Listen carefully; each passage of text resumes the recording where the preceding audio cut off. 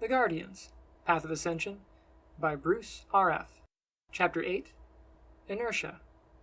2 years have passed since Seldin's quest of self-discovery began, and as difficult as it was when he left his friends at the start of his journey, he can't help but feel he will miss the wilderness he is leaving behind. With the wind to his face, he takes to the sky before honing in on the aura of his best friend as he heads back to Florida. "Whoa!" shouts a group of kids playing in the parking lot of Simon's apartment complex just as Seldin's feet hits the ground. "How do you do that?" one of the boys asks. "Nice sigh," Simon comments while staring down at him from the third-story balcony. Seldin shrugs. "It's magic," he waves to them before heading up the stairs. "Why didn't you just fly up?" Simon questions, catching him at the stairwell. "Didn't want them to emulate me," he replies. "They already copy Superman," Simon teases, then slaps him on the arm. "Welcome back. I see you've picked up some new skills," he says. Nodding, Seldin replies, "Yeah, been training hard. You going diving or something?" Seldin questions, eyeing the odd getup that Simon is wearing. "What? Oh, this is my biosuit. I've been working on it for a while," Simon replies. Seldin shrugs. "Say, how did you know I was coming?" he asks. "Jasra," Simon answers. "Oh, she must be getting good then. How goes the company?" Seldin asks, as they head toward his suite. "Paying the bills," Simon replies. "Still living in this place, I see," Seldin says. Simon shrugs. Minimalism has its cost to reward benefits. "So, why back so early? It's only been 2 years. He asks curiously of his friend, who seems distracted, despite the small talk. There's a moment of hesitation as Seldin lets out a deep sigh, and then turns to look over the guardrail. "A lot's happened to me since I've been gone." His eyes scan the suburban landscape as he meanders in thought, thinking about what to say. "I considered staying out there a lot longer, but there's just no time left. We have to prepare now." Seldin turns to stare directly into the eyes of Simon, who rebounds immediately, disrupting the mood. "Ooh, don't get all tense now," he gestures. "Simon, this is serious." "And so am I." Simon turns a wrist, feigning a look at his watch. "I haven't seen you in 2 years. Jazzy wants to see you too. You can take 5 minutes. He turns to the door, guiding him inside. Simon's apartment is much nicer than Seldin remembers, for the presence of a busy mind seems to be absent. "Sigh!" She envelops him. "Hey, Jazzy," he greets her, awkwardly accepting her affection. "I've been expecting you," she says. "I can see that," he replies, just as Simon cuts across to the kitchen to pick at the source of the delicious aroma. "Are you hungry?" she asks. No, not actually." He heads toward the dining area next to the kitchen. "In all honesty, I haven't eaten in over a year, but thank you," he says kindly, as the two of them stare at him blankly. "Bullshit," Simon says in disbelief. "I didn't like having to kill things while I was out there," Seldin tells them. Simon shrugs, making a plate for himself. "Well, that's amazing," Jasra comments, admirably so. "How about something to drink?" she offers. He shakes his head. He mutters, before looking to Simon. "Simi, can we talk?" he requests, with a gesture of his hand towards Simon's workroom. "Can I eat my dinner first?" In his office, Simon stuffs his face while arguing with Seldin, who tells him about his experiences, the things he saw, and how the world is in danger. Simon can't believe what he's hearing. He's likely to take Seldin's word over most, but this is way too far into left field, even for him. Throwing down his fork into his plate of spaghetti, Simon kicks back in his chair. "Sigh, I hate to say it, but you've been watching way too many movies. Nothing is going to happen," he attempts to console him. "I saw things while I was out there, Simon. I had visions of this. I fought alongside another race in some interstellar war, which they, lost. The Suka called these beings the Pulsari." "Pulsari?" Simon shakes his head. "Hallucinations from being alone too long. It happened to Tom Hanks in Castaway," he says dismissively. Seldin huffs, stepping back. "God damn it, why do you have to be so stubborn, after all we've seen?" Speechless, Simon gasps. He gestures with an upturned hand. "I'm sorry. I've never seen an alien." The epiphany hits Seldin, and he tilts his head up slightly as it comes to him. He gestures to hold on for a moment as he turns for his bag, unveiling his keepsake. It's called a Malnar, some plant species that inhabits Binax Alpha. This type is known as the Bahuza, a sentient rose. It can create others by dropping these. He fans the spores with the tip of his finger, and there are a few subtypes. Adori, Bona, and Sapella, to name a few. The Suka taught me about them and the Pulsari, who are on their way. I fought them, Simon, and they're strong. They have technology we can't even touch. If we don't act now, we could lose everything, just as they did. "That's absurd," Simon says, while looking over the rose. "Oh, is it?" Seldin responds, holding out his hand. The rose springs into action, spidering up the length of his arm to the nape of his neck. Simon leaps like a frightened cat, jumping out of his chair as its leafy extrusions lace around his friend. Seldin's expression barely offers a wince at the pain that he's grown so accustomed to. "This, Simon, is a real biosuit. At any given time, it quadruples my strength and amplifies my power. In the full light of the sun, it boosts me tenfold. Clearly in shock and awe, Simon mutters, "That's incredible! How does it work?" It feeds on energy. That's how I learned to live without food. While in the suit, the Bahuza nourishes me, gives me strength. I don't hunger, I don't fatigue, I don't even thirst. But now I've learned to sustain myself without it. That's good, Lucy, he says. The limbs retract, and the flower meanders down his arm to his backpack. Simon's eyes just stay locked onto the critter, truly amazed. It's a girl, he says. Seldin shrugs. Honestly, I don't know. I figure since it reproduces asexually, that it's more likely an it. I just prefer the thing sucking on me to be female, he says, with what might be the first crack of humor he's made all day. Simon even offers a chuckle at it before the levity gets shoved aside, and Seldin steps back into his worried persona. Simon, he says, they all have these. I hope whatever you've made, your biosuit, is even close. Simon shrugs. You don't have to worry about that. I'm currently running the suit with these. He pulls out a case containing several vials of a mercury-looking solution. They're my ultimate creation. Well, so far anyway. He smirks, handing one to Seldin. He looks it over. Nanites? He asks. Simon nods. 3rd generation. The 4th is cooking over there. He gestures with a nod. Seldin turns, catching a glimpse of something else, shrouded behind a line of clothes in the corner, before Simon continues. Between them and the suit, I should be virtually unstoppable. What do you think? He asks. Holding the container to the light, Seldin examines it further. I don't know. Honestly, I suspect this is more your territory than mine. So what's the holdup? He asks, returning the item. Simon shrugs. I just finished them this afternoon, before Jasra said you were on your way. I figured I'd wait for the extra set of hands. 2nd generation had some compatibility issues, so I designed this isolation chamber. He uncovers the device. In the event of a catastrophic failure, I wanted a way to contain them, he says, before activating the console. So how long has this been here? Seldin asks. About a month. I've just finished building it. Anyway, the locking mechanism is mechanical, instead of electronic, and the console can only be accessed from the outside. It's a precaution against myself, in case something goes wrong, he states. I understand, Seldin says, while examining the structure, feeling its makeup. It's a wonderful piece of equipment, 3-inch thick, reinforced steel, and some sort of poly resin for glass. It almost looks like it was made for deep-sea exploration, the way it was put together. Alright, this is the go button. Once started, it can't be aborted until the decontamination cycle finishes, Simon instructs, before stepping inside and closing the chamber door. There's a countdown, accompanied by a subtle beeping noise as the door grinds shut.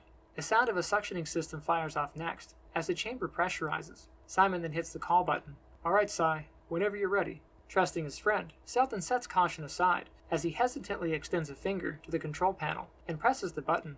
There's a loud whoosh that spins up, like a particle accelerator charging. Simon notices Seldin's reaction. That's just the energy grid powering on. It's what keeps them from getting out if they go rogue, he tells him, before cracking the vial, releasing a cloud of metallic vapor, which engulfs him. Ugh! Simon grunts, leaning forward as bluish veins spread throughout his body, just as his skin pales and turns gray. Simon, are you alright? Seldin panics. He can feel his friend's power fluctuating. Simon's vision goes blurry, and he becomes nauseous. For a moment, his skin burns, and the room spins. Not knowing what to do, Seldin presses button after button, not getting a result. God damn it, he yells. Cupping his hands together, he draws in ether to blast through the chamber door. Hanai! He focuses quickly. I'm good, Simon yells back as the symptoms subside. All done, he says. A green light flashes, and Seldin quickly unlocks the chamber. Thank you for becoming one with semantics.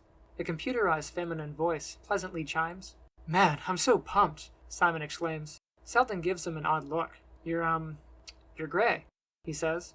Oh, that's normal. You know what we should do? He points to Seldin, while radiating confidence. We should check out Area 51, Simon says excitedly. The idea strikes Seldin's own sense of curiosity, but then morality sets in. Simi, we're supposed to be the good guys. Come on. I need a way to test out the new gear. It'll be fun. Besides, if you're serious about all this ET phone home shit, then what better place to scout some grays? He suggests. Even so, we can't just go around doing whatever the hell we want. That's the wrong message, Simon, and it'll draw way too much attention, Seldin comments. Simon waves him off. Oh, what could it hurt? He argues. To go gallivanting around will only make people hate us, Simon, he tells him. Simon shrugs with a heavy breath. Sigh, it's like you're trying to protect the coals from the fire. It's impossible. If these things really exist as you say, then it's our duty as guardians to investigate. What are you two babbling about? A sweet voice interrupts them, and they both turn a gaze toward Jasra. Reading Area 51, Simon smirks. Sounds like fun. Can I come? She asks adorably. Seldin nods, outnumbered. Of course, he smiles at her. Simon furrows his brow, turning his face toward his friend. Then it's settled. We leave tomorrow morning. But for now, let's do some sparring, he says with excitement. Seldin watches from a bench in the park, observing his friend's techniques. Simon and Jasra are definitely opposites when it comes to the martial arts. He can tell by Simon's movements that he has become more of an analytical fighter, strategic, though less reliant on instinct than mathematical precision. Even so, Simon seems outmatched by his partner's cunning, for Jasra is very in tune with her gifts, as well as her surroundings. She gets that from Seldin's teachings. To her, it's about fun, while to Simon, it's about winning. However, combat is a mental game, and Seldin knows this as he watches intently for flaws in their strategy. Fighting, as silly as the notion is less about brutality and more about psychology, for it doesn't matter how good you are. If you doubt yourself, you will lose for sure. That's how he managed to keep up and ultimately stay ahead of Simon.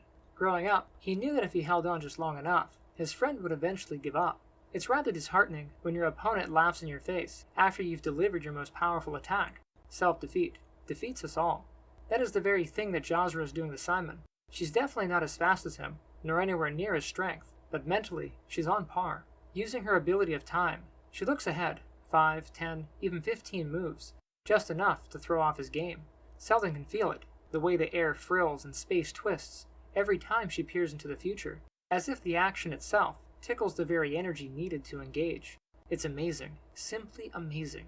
With his eyes closed, he takes in their actions, feeling their energy, watching and observing in a tranquil view of blue-green tones and yellow highlights. Their auras are prominent, their cores are fluctuating as they give off more and more power. And yet, there is something else, something cold and sterile filling the air. Those machines. They cloud the corona of Simon's aura as it radiates outward, tiny little leeches they are, scooping up the free radicals that spill off as he fights to his heart's content. He can tell that Simon can't see it, the way the ether behaves as Jasra peers ahead. Even with his tech, Simon is blind without the intuition he had sacrificed. What started off as a game has now shifted into a losing sport, for Simon is showing signs of frustration, and very soon, it is apparent to even him that he's not going to win this. Jasra projects silent whispers of herself into the future to manipulate the outcome as Simon's present aligns with his misguided fate, subconsciously making the errors that she's planted. It's surprising to see him miss so blatantly, and it becomes obvious to Seldin that she's doing more than just seeing the future. She's presetting the outcome. In a few short moments that follow, the fight is over. Simon rests on his pride, though trying to conceal his heatedness. He sits for a second on the hard surface of the park's basketball court while casting a gaze to the celestial body just past the orange hue of the street lamps. Kipping up, he brushes Jasra's helping hand aside before moseying over to the bench to plop down next to Seldin. Can't handle your girl, Seldin teases, childishly reliving the days where taunts were prevalent. Shut up, Simon snaps. Taking a deep breath, Seldin offers a nod before slowly moving out to center court. Are you sure you don't want to take a break? He asks Jasra, who dances playfully. I'm good. She smirks and winks at him. Seldin then rests his weight casually, taking a rather nonchalant stance as he loosens up and evaluates his surroundings. Perhaps it's unfair, watching and learning from Simon's mistakes, but this is a game of life. There are no rules, save for those self-imposed. Keenly observing his surroundings, he feels out her energy, sensing for signs of fluctuations, changes in the flow of the air that casually whips around them, blowing her beautiful reddish-brown hair on the August eve. Then there it is, the flux he's looking for. Suddenly the air around her twists, leaving noticeable ripples in her wake. In the blink of an eye, the exchange happens. Jasra collides with a foot to her chest, nearly knocking her wind out. Both Jasra and Simon are surprised at first, but the pause doesn't remain for long, for almost as quickly as the hit connects, comes another. Seldin and Jasra seemingly disappear in their moment of combat. Simon can barely keep track. He rubs his eyes, looking on with a dumbfounded expression. Their actions are almost invisible to him, like broken time-lapse photography that only snaps a few frames per second. Their images blend and blur in the crisscrossing lights, occasionally casting the illusion of them being in multiple places at once. Gawking in amazement, Simon can't believe what he's seeing, the way they move. It's clear to him now just how far she's come, and how much she's been holding back on him. And then there's his best friend. According to his readings, Seldin's aura is holding steady at 15 kilojoules, enough energy to power a small house. Using Seldin's equation for measuring stored energy over output, Simon figures his core density is likely to be in the neighborhood of 45 kilojoules, which to his knowledge is unheard of in a living being. But even with him easily keeping at almost twice her strength level, she's giving him a run for his money. It's all in her gift. She comes at him fiercely, making her way through the sea of possibilities. Seldin was right. Her ripples are more than glimpses in time. She anticipates his actions, knowing what he'll do, and influencing what he will not. Still, Jasra is finding him to be a difficult opponent. He's not like Simon. His actions are defensive, yet not reactionary. When it comes to the martial arts, he seems to have an answer before the question is asked. That baffles her. Even with her foresight, he's challenging. However, it's those ripples that give her away. Still, it's not enough. A swift combination of kicks to his knee, abdomen, and head daze him for a brief moment. Ugh, he stumbles, bouncing backward into a handspring to reattain his balance. There's gotta be something else, Seldin contemplates, for he can feel the changes in the ether that occur whenever she alters time. Unfortunately, she can do so precisely that he has to be on his toes, keeping his power high enough to have the speed to respond. That puts his senses near overload. Wham, bam, boom, smack sounds each blow, and then beep, he hears it. Beep, and there again. Her watches. His mind races to a conclusion. His ears perk up at the sound. The beeps act as a signal, a momentary precursor, priming the ripples and the events to come. Setting him up for a finishing blow, Jasra scans ahead. She plays with her visions and the possible deviations that are open to her, nudging him into dodging a kick. She sees that he'll likely block her upcoming attacks.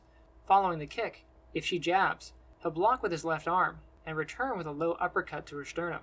Knowing that, she throws the kick. He dodges as expected, and then she goes in with her right jab out of her southpaw stance. Seldin's response couldn't be any more predictable, for the block with his left forearm happens immediately, as does his attempt to uppercut. She cups his fist, taking his uppercut into her hand, just as she swivels, with a twist, and throws him. Seldin hits the court, and then bounces out of a rolling push-up to save his grace. Shaking the soreness from her wrist, Jasra readies herself. You still haven't given up. I'm surprised, she taunts. You know me, he says, while dusting himself off a bit. I'll go until I can't. Jasra nods with a snide smirk. As she goes to line up her next attack, she reaches a subtle hand to her wrist. Seldin's senses pick up the shift as the displacement of temporal energy ensues. Her fingers glide up her wrist, strumming at the control of her first watch. Click. Huh? She glances down at her wrist. Click, click, smack! Seldin strikes open-handed to her face, then closes in, folding his arm into an elbow that strikes in a downward motion to her collarbone. He then twists left, jumps, and thrusts a knee into her abdomen. Jasra's wind leaves her as she crashes breathlessly onto the hard surface of the basketball court. Walking out to her with an offering of his hand, Seldin helps her sit up. I take it that's game? He smirks at her, before glancing to an empty bench at the side of the court. Simon is left. Seldin sighs, disappointed. Yeah, she gasps, surprised by the outcome. Shaking his head, he kneels beside her, smiling as he takes a rest, feeling only marginally fatigued. Jasra glances at her friend, sitting across from her on the court. Simon hasn't beaten me in over a year, she bellows a soft chuckle. Yet you did with ease. Seldin shrugs, hiding a subtle smile. Everyone has weaknesses, Jasra. The trick is finding them, he tells her, before lowering his eyes. Simon's his pride. He's not always willing to see his own faults, and that makes it difficult for him to resolve them. It's hard to improve that way, he says. Well, what are my weaknesses? She asks. You have two main ones that I saw. You don't keep track of time in your head. You rely on your watches. That's not good, he tells her, and she thinks on that for a moment, while staring down at the crumpled pieces of jewelry in her hands. What else? She asks. You seem to be able to predict my actions, but not my intentions, he says. What do you mean? I looked in the future and saw your moves. I even countered them, she argues. Yes, that's true. But what you didn't realize is that I was baiting you, that I faked techniques to expose your weaknesses. I used my blocks to damage your watches, so that you wouldn't know I was aiming for them, he says. Jasra looks down. I see, she sighs. Then her eyes trail back up to him. What about you? What are your weaknesses? She asks. Seldin pauses with a sigh, as his eyes drift out of focus, and he looks inward. Yo, Sai! Simon calls out as he descends. Hey, where'd you go? Seldin prompts. Simon looks upward. I like to meditate in front of the moon. It helps me think, he says in a calm voice, then adds, It's getting late. We should... Whoop whoop! A squad car passes by. Simon, get down, Seldin says, pulling him to the ground, just as a blinding light shines their way. Hey! Shouts the cop, as he steps out of the car. What are you three doing out here this time of night? Simon turns a shrewd gaze in the officer's direction, taking the lead. "Just out shooting some hoops," he says. The officer shrugs. "Yeah, well, the park is closed at sundown, so you're trespassing. Do you kids realize I could arrest you?" he states boldly. Simon huffs. "You can try." "What?" the officer responds. "Simon!" Seldin barks, then looks at the policeman. "Please excuse my friend. He has a habit of speaking before he thinks. We were just leaving." An odd sense of calm comes over the cop, and he turns back toward his car. "Stay out of the park after dark and there'll be no issue," he says, before driving off. As the moment passes, Seldin turns to Simon with a disappointed look in his eyes. "What the hell was that?" he asks. "What? I could have taken him," Simon defends. Seldin shakes his head. "That's not the message we want to send, Simon. We already catch flack from the spellcasters. How do you expect the rest of the world to respond? Hostility is not going to win them over." "And yet you'll go breaking into a government installation," Simon rebuts. "Let's be clear. That was your idea. But I'm willing to do what it takes to protect this planet." "Whatever," Simon concedes, pushing off the ground. "Where are you going?" Seldin asks. "It's going to be a long trip," Simon shouts. Jasra groans at the rumbling in her stomach. "Are you okay, Jazzy?" Simon asks, looking back before slowing down to keep pace. Jasra shakes her head, while offering a long, slow blink of her tired eyes. "I'm starving," she says. Simon could use a rest too, yet he's amazed at how Seldin just keeps on trucking. Taking her in mid-flight, Simon wraps his arms around her in what might be the first genuine sign of affection in weeks. He then nestles a kiss to her neck, before facing ahead to Seldin, who is several meters out. "Hey!" Simon shouts at his friend, who looks back at them. They haven't spoken in hours. "We've been flying all night. How about a break?" Simon prompts. "We'll get there sooner if we keep moving," Seldin replies. "Yeah, well, we're hungry and tired," Simon shouts. The notion catches Seldin off guard. "Oh shit." He stops in mid-flight. "Sorry guys, I forgot." "It's okay," Jasra replies. "It looks like we're over a small town." "Yeah, might be a good place to recharge our batteries," Simon comments. Seldin nods. "Alright," he says, before leading the descent to a rest stop in the small dust bowl of a town near San Antonio, Texas. It's a little too obvious, with its western theme, dusty roads, cacti, and tumbleweeds. With the energy he can detect, he figures they're only about 60 miles from the major city. There's a casual chime as they push through the door to the only restaurant in town. It alerts the staff, while cueing the prying eyes and gawking stares of the nosy bodies filling the space. "How many?" asks a rustic country gal. "3, Jasra answers, eagerly awaiting a menu and hoping that breakfast is still being served, despite the hour. "So where's the party?" prompts the waitress, awkwardly eyeing the trio. "What do you mean?" Jasra asks. The waitress's eyes shift between them as she points with the tip of her pen. "Karate outfit, scuba gear, and a green spandex jumpsuit with a cape?" "Oh," Simon laughs falsely. "We're performance artists," he claims. "Really?" the waitress asks. "Yes, ma'am. We're up here rehearsing and scouting locations. We go live in a few weeks," he says, as Jasra sits back and turns her face away to conceal her snickers. "So what do you do exactly?" Simon shrugs. Magic tricks, levitation, and sleight of hand. He kinetically pulls the salt shaker to himself. Stuff like that, he smirks, showing off. Seldin just sighs, shaking his head while glaring at him. Simon looks his way, shrugging as if to ask, "What?" with his body language. "And what do you do?" She turns to Seldin, who furrows his brow, with eyes that peer beyond the window. "Faith healing," he says, in a dry, monotone voice. I'm not really hungry. I'll be outside when you're done," he says, before heading out to greet a balding little girl next to a charity van. "Hello," he offers her a warm smile. "Hi." She smiles, gazing up at him before returning her attention to the dolly in her hands. He can feel it, the wrenching pain in her flesh and bones. "Molly, is it?" he asks, and she nods. "What a shame." He kneels, to run a hand through her thinning hair. To be so young and in so much pain. His heart goes out to the child. "It doesn't hurt that bad," she claims, modestly unaware of her own pain tolerance. "How old are you, sweetie?" he asks the little girl. "This many." She holds up her fingers. 6. That's a good age," he compliments. "How would you like it if it didn't hurt at all?" he asks. "What in God's name do you think you're doing?" shouts a nun coming around the van with the rest of the children. "Hello, ma'am. I was just about to render my services to this young lady," he says. "Molly, come here. Step away from him," she says to the girl, before setting her sights on him once again. "You should be ashamed of yourself," she states firmly. Rising to his feet, he angles himself to better face the nun. The only remorse I feel is for the 8 ill children in your care. 1 with sickle cell, 2 with aplastic anemia, 4 with brain tumors, and 1 with small cell cancer," he states, with a powerful, penetrating stare. "How do you know?" she questions. "I can feel them, the cancers ravaging their bodies, their pain, and I can hear their internal cries for help, just as I can feel the life growing inside you." She grows deathly pale. "I'm sorry, my lord. Please forgive me," she pleads, kneeling with tearful eyes. "I'm not your lord, nor am I here to absolve you of your sins. They don't exist anyway. I'm here for them," he says, offering a hand to the girl. Molly reaches out to him. "Close your eyes." He places a hand to her chest. At first, he finds his confidence to be shaky, for he's never tried this on anyone else. Careful to not hurt her, he slowly peers into each cell, painstakingly reconstructing each molecule. Molly giggles at the tingling sensation all over and the rush of warmth throughout her body. Soon, the lesions on her fair skin begin to fade, as new follicles replenish her scalp, and much to the amazement of the gathering crowd, Molly opens her eyes to a new, healthy body. Then, one by one, he takes each child. By the time he is finished with the last one, little Timmy Martin, he finds himself surrounded by onlookers and 2 seemingly disappointed friends. "It's a miracle! It's a bona fide miracle!" the nun shouts. "Who are you? How can we thank you?" she asks. Seldin simply looks at her. He has to admit, the admiration, the praise, and the thankful eyes upon him feel amazing. There's just something about helping others that is so very satisfying. "I'm the guardian of life, and soon, other guardians and I will make an official statement. We're here.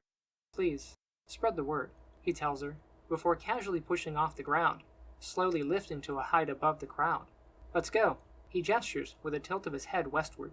Seldin's stunt angers Simon. About a mile away from the diner, he speeds up to catch his friend, with full intent on giving him a piece of his mind. "Hey, what the hell was that back there?" he shouts over the wind. "I don't know. It just kinda happened," Seldin replies. "Whatever happened to not gallivanting?" Simon questions. "I didn't misuse my power, Simon. I was helping people," he replies. Simon pulls in front of him, coming to a dead stop that breaks the sound barrier. "Oh, I see, you self-righteous prick. The rules are different for Seldin Gardain," Simon shouts. "Simon, I was helping people, not showing up cops. There's a stark difference between what you tried to pull last night and what I did just now. It's vitally important that people trust us. You are more than welcome to use your power to benefit the world," Seldin says. "Says who? You? Why are you trying to hold us back?" Simon questions. "I'm not. I just think it's irresponsible for Guardians to—" "Christ, stop treating us like we're special. We trained for this. We studied Aether. Anybody can be what we are. It's not my fault the rest of the world is so blind to the truth that they limit themselves," Simon rants. "But that doesn't give us the right to abuse our power. We have a responsibility." Guys, wait!" Jasra positions herself in the middle, facing Simon, with her back to Seldin. "There's no reason to fight." The air shifts with a fluctuating change, like a skipping pulse in Simon's power. "Did you just take his side?" Simon questions heatedly. Jasra's face grows to confusion. "No," she attempts to say, before being kinetically brushed aside, as Simon decks Seldin across the jaw, with a psionic punch that cracks the air in a brilliant burst of radiant energy and dislodges him from the sky. Hurling to the earth at the speed of sound, Seldin flares his aura, shakes off the hit, and then orients himself before blasting off in Simon's direction. Once again they collide with the force of a sonic boom, as does each subsequent blow. Every strike hits with a force that collapses the air around it, forming superheated pockets of densely packed energy, which rupture immediately, releasing a pressure wave that breaks the sound barrier and can be heard from several miles away. Righting herself in the midst of her freefall, Jasra turns about to face them. "Stop fighting!" she shouts, foreseeing the future of their turbulence, how a storm will brew and the winds will churn in their fury, and they do, for one after another the blows keep coming. The sky darkens to the chaos of their calamity, swirling the air and billowing the clouds. In the distance, the occupants of the neighboring cities gawk at the awesomeness of the whirling abyss that seemingly formed out of nowhere. "Look at that!" shouts the nun, along with the other patrons of the dusty town, who stare in terror at the ever-brewing funnel of madness and the darkening sky of the immense electrical storm headed their way. Back at the epicenter, Jasra watches helplessly in horror at both the present and the future. Not sure of what to do, she cups her mouth while frozen in fright. She's never seen them go at it like this. They were always playing before. It was always a game, but now it's real, and the town is paying for it. The intensity of their energy wraps the immediate atmosphere and blackens the land with hurricane-like winds. "You two have to stop this!" she shouts, while rushing in to interrupt their skirmish, hoping to take advantage at the momentary distance between them. She grabs Simon's shoulder and attempts to pull him away, but he's in fighting mode. He doesn't think. and out of sheer reaction, Simon turns with an elbow to her head. Ah! She cries out, falling toward the ground. Shit! Simon gasps, realizing what he's done.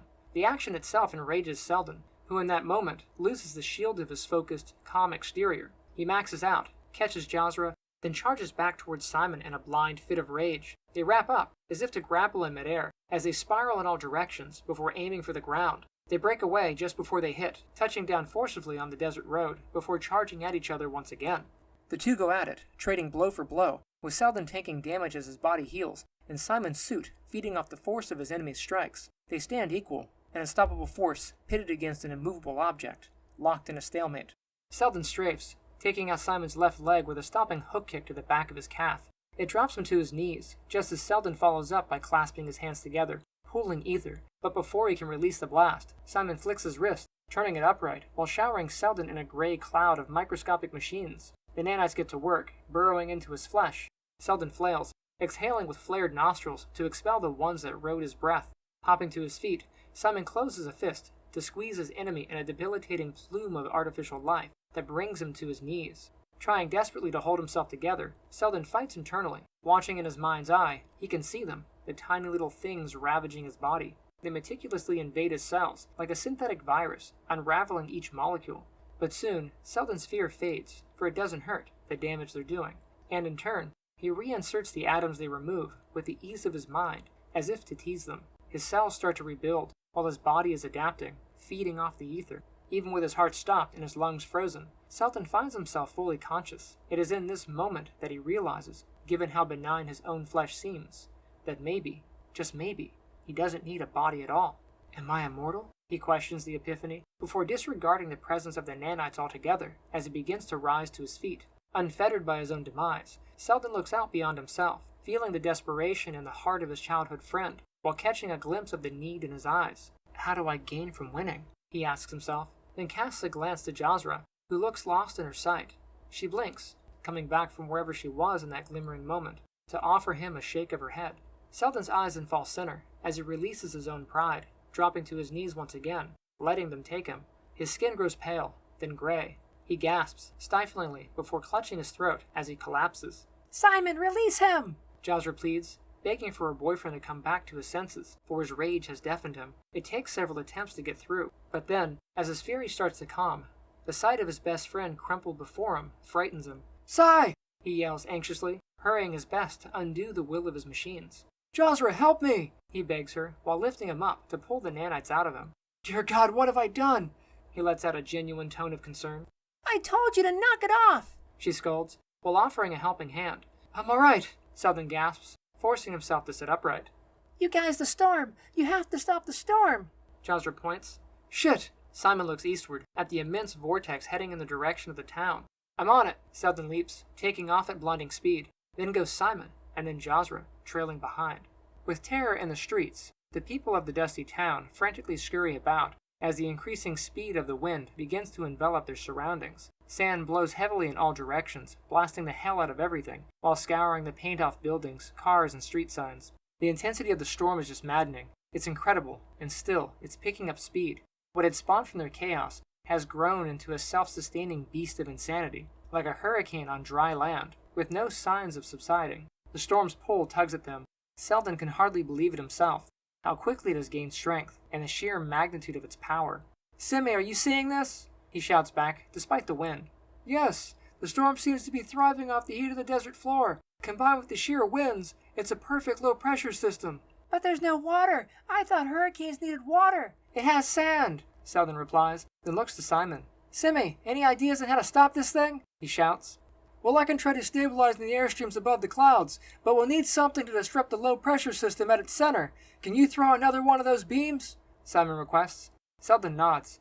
That's affirmative, he says, clasping his hands together as he powers up. Aim for the eye, Simon tells him. I'm going to cause an explosion at its base. Ready? He asks. On 3, Simon says.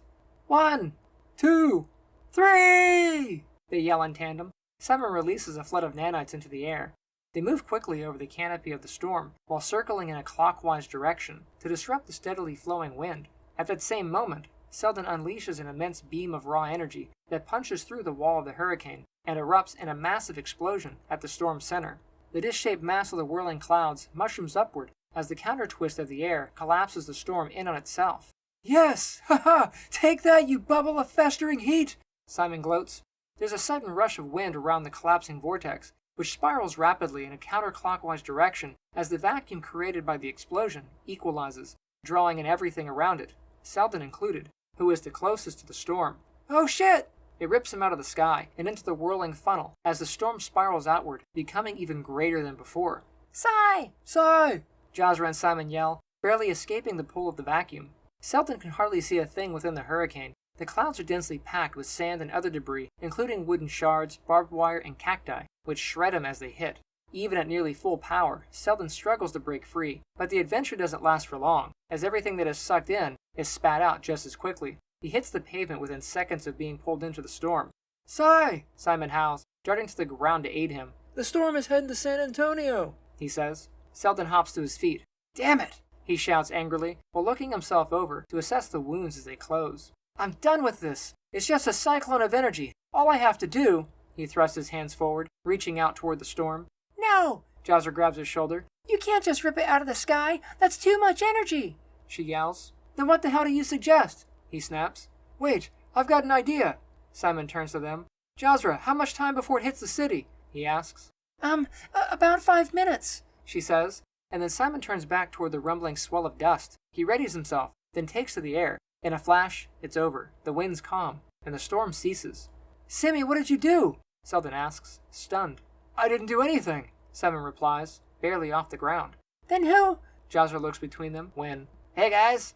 Leon, what are you doing here? They all ask simultaneously, taking in the sight of him and his friend. It was all over the news. Miraculous savior heals kids. They're all saying it was the second coming, Leon says. But that wasn't even an hour ago, Seldin claims. Leon shrugs, making a rather unsurprised face. Apparently, news travels fast. Simon then drops to the ground. Obviously not as fast as you. It took us nearly 12 hours to get here, he says. You gotta be like the wind, man. Learn how to ride it, Leon claims. Speaking of, what's with the land cane? You guys look like you were having trouble, Leon's cohort comments. Jasra, Simon, and Seldin look between themselves, before resetting their attention to him. Who are you? Seldin asks with a tone. Oh, sorry, Sai. This is my apprentice, Almir. Leon introduces him. So which one of you stopped the hurricane? Seldin asks. Leon bows. Guardian of Earth at your service, he says. So how did you do it? Simon prompts.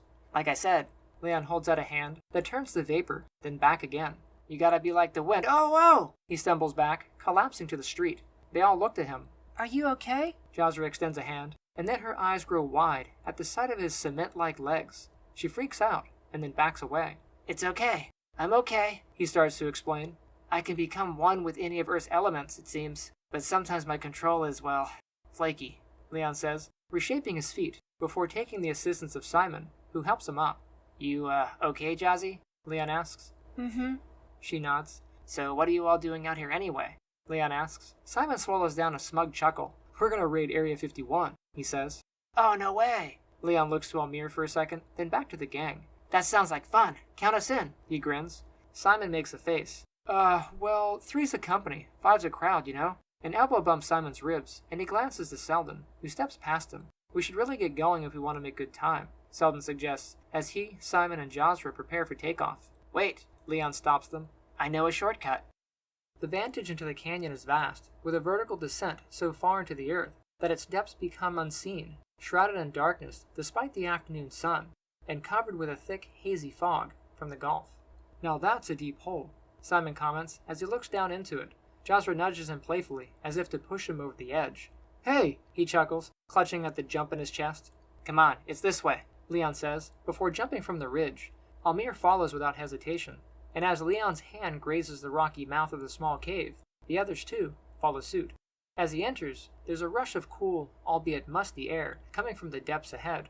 Leon holds steady, resting against the stony wall just beyond the entrance as he guides them through. This way, he says. Simon and Jasra look around the cave in wonder, for it's new to them, the way the walls sparkle and shimmer from the intrusion of ambient light. Leon smiles at the newness of their experience before catching the eyes of his mentor, who seems right at home.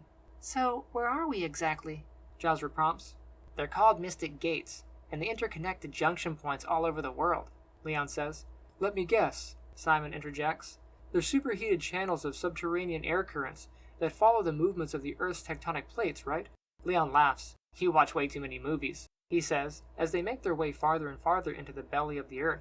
Oh, brr, it's getting colder. Jasra notes with a shiver that drives her to attach to Simon for warmth. That chill you feel is the result of the gate, Leon says. Yes, Seldin remarks, his senses tingling from the gate's pull. It's inverting matter and drawing energy from the air. Fascinating, he says. Leon's eyes grow wide, for his teacher never ceases to amaze him. You seem to have an intuitive grasp of things, Leon comments. I love physics, Seldin shrugs.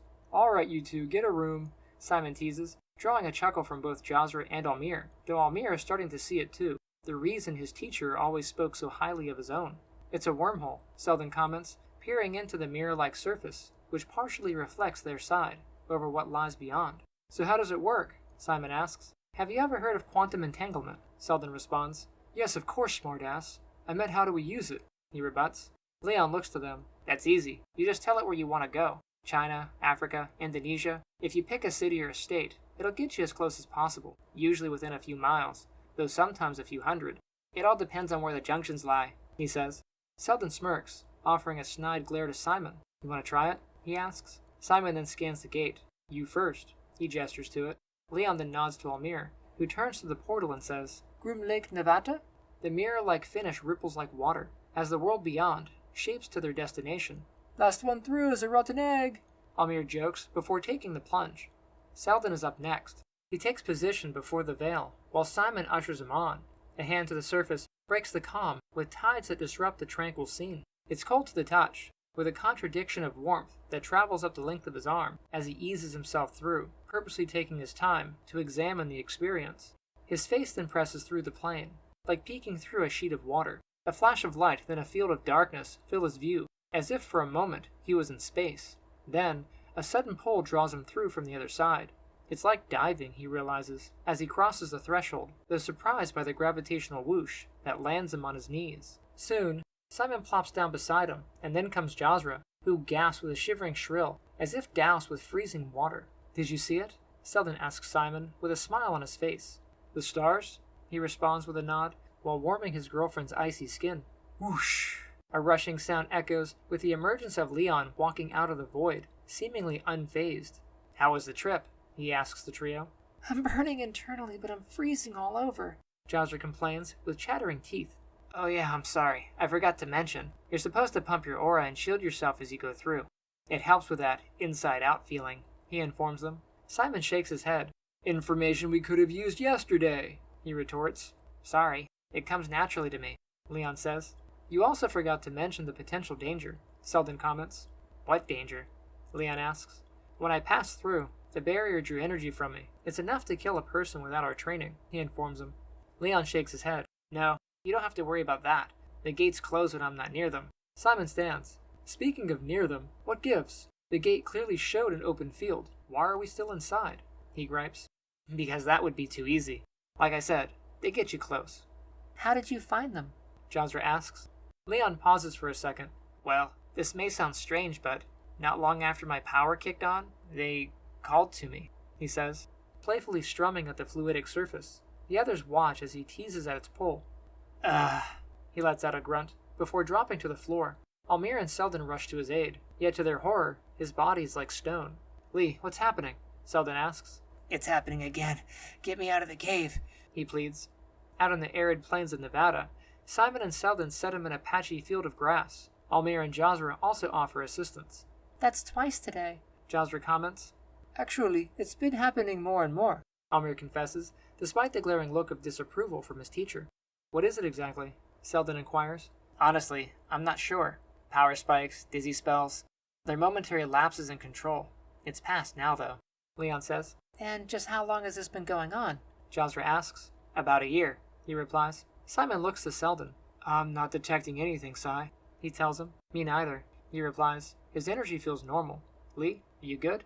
Seldin asks, offering a hand up. Leon nods, grunting as he rises to his feet. Good. Simi, can you link up with the satellite and tell us exactly where we are? Seldin turns to him, and Simon bobs his head. Yeah, the base is about 70 miles northwest of us, and by the looks of things, I'd say we're just outside of Las Vegas, he says with a sort of grin. Alright, it shouldn't take us long to get there. Why don't we? Right then, Jasra speaks out. I don't know about you boys, but I'd like to rest for a bit. Aw, come on, we just got here, the others complain. Look, we've been flying around all night, and the base isn't going anywhere. What's the harm in taking a nap? She argues. She does have a point. Besides, we have yet to come up with a plan. Simon looks to them. Seldin concedes.